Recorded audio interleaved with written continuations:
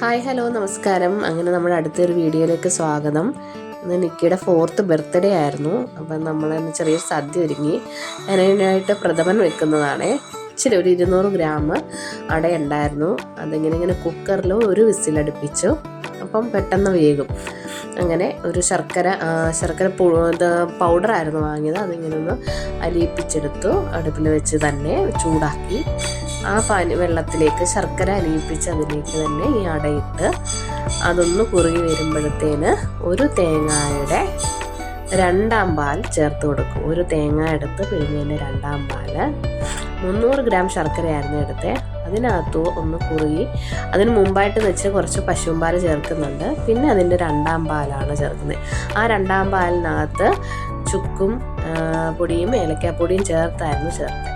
അതിന് മുമ്പായിട്ട് അണ്ടിപ്പരിപ്പും മുന്തിരിങ്ങയും നമ്മൾ നെയ്യിലൊന്ന് വഴട്ടിയിടുന്നുണ്ട്. അങ്ങനെ ചെറിയൊരു പിറന്നാൾ ദിവസമായിരുന്നു ഇന്ന്. ബർത്ത്ഡേ ഒക്കെ നല്ലതായിരുന്നു. അങ്ങനെ ഒരു ചെറിയൊരു സദ്യയൊക്കെ ഉണ്ട്. എല്ലാവരും ഞങ്ങളുടെ വീഡിയോ കാണുന്നുണ്ടെങ്കിൽ എൻ്റെ ചാനലൊന്ന് സബ്സ്ക്രൈബ് ചെയ്യണം, ലൈക്ക് ചെയ്യണം, ഷെയർ ചെയ്യണം. എല്ലാവരുടെയും സപ്പോർട്ടിന് നന്ദി.